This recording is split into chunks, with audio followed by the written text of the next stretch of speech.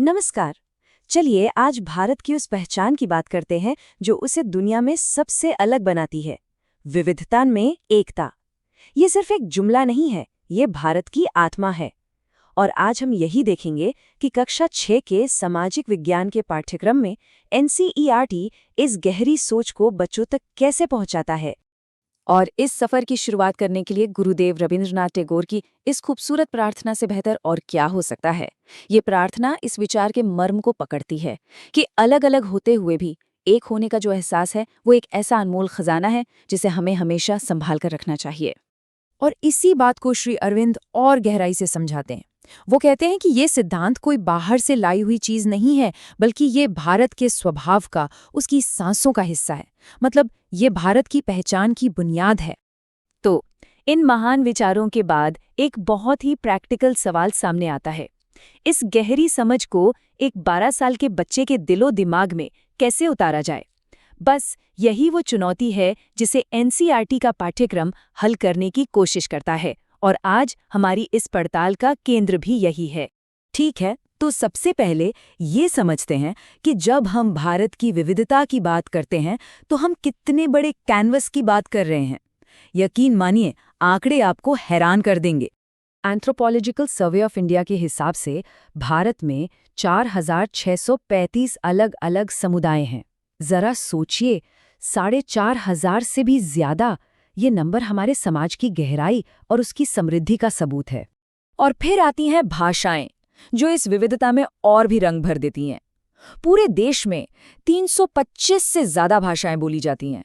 वो कहावत है ना, कोस कोस पर पानी बदले, 4 कोस पर वाणी।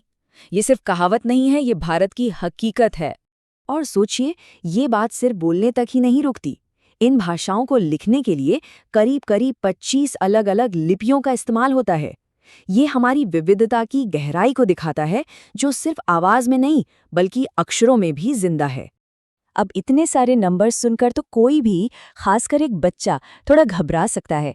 इसीलिए एनसीईआरटी का पाठ्यक्रम बहुत खूबसूरती से इस बड़े कॉन्सेप्ट को हमारी रोजमर्रा की जिंदगी से जोड़ता है, उन चीजों से जिन्हें हम हर दिन देखते हैं, खाते हैं, पहनते हैं।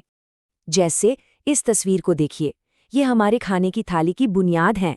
अनाज और दालें, चाहे चावल हो या गेहूं, राजमा हो या चना, ये पूरे भारत में मिलते हैं। ये हमारी एकता का एक स्वादिष्ट प्रतीक है, एक साझा स्वाद जो हम सबको जोड़ता है। और फिर देखिए, पाठ्यक्रम बच्चों से कितना मजेदार सवाल पूछता है। एक ही लौकी को ले लीजिए, उससे कितनी तरह की डिश बन सकती हैं। कोई सब्जी बनाता है, कोई कोफ्ते, तो कोई हलवा। ये छोटा सा सवाल बच्चों को सिखाता है कि कैसे एक ही चीज यानी एकता से अनगिनत रूप यानी विविधता जन्म ले सकते हैं। अच्छा, खाने की बात हो गई, अब जरा पहनावे को देखते हैं। और साड़ी तो इसका एक बेहतरीन उदाहरण है। एक लंबा, बिना सिला हुआ कपड़ा, लेकिन इसे पहनने और इस्तेमाल करने के तरीके इतने हैं कि आप गिनते गिनते थक जाएंगे। और ये स्लाइड इस बात को क्या खूबसूरती से दिखाती है। एक तरफ वही साड़ी सिर पर घड़ा संभालने के काम आ रही है, तो दूसरी तरफ मछली पकड़ने का जाल बन गई है। कमाल है ना, एक ही चीज, लेकिन जरूरत और माहौल के हिसाब से उसके कितने अलग अलग रूप हैं। यही तो है विविधता में एकता का जादू। तो ये सब बातें बच्चों को सिखाई कैसे जाती है? भाई, सबसे अच्छा तरीका तो यही है कि उन्हें खुद ही एक जासूस, एक खोजकर्ता बना दिया जाए। पाठ्यक्रम ठीक यही करता है, कुछ बहुत ही मजेदार क्लासरूम एक्टिविटीज के जरिए। जैसे एक एक्टिविटी है जिसमें छात्रों को अपने दोस्तों का एक छोटा सा सर्वे करना होता है। वो पूछते हैं कि उनके माता पिता कहाँ पैदा हुए, उनकी मातृभाषा क्या है। इस आसान सी एक्टिविटी से देखते ही देखते उनकी क्लास ही एक छोटे से भारत का नक्शा बन जाती है, जहाँ की भाषाई विविधता साफ दिखने लगती है। और ऐसी ही एक मजेदार एक्टिविटी खाने को लेकर भी है। बच्चों से कहा जाता है कि घर में इस्तेमाल होने वाले मसालों और अनाज की लिस्ट बनाओ। और जब वो अपनी लिस्ट मिलाते हैं तो उन्हें पता चलता है कि अरे, हल्दी, जीरा, धनिया जैसे मसाले तो सब घरों में एक जैसे हैं। ये हो गई एकता। लेकिन इनसे बनने वाले पकवान हर घर में अलग हैं, और ये हो गई विविधता। तो इन सारी एक्टिविटीज और उदाहरणों के बाद अब इन सब धागों को जोड़कर बड़ी तस्वीर देखने का समय है। मतलब इन सबसे बच्चे आखिर सीखते क्या हैं, इसका निचोड़ क्या है?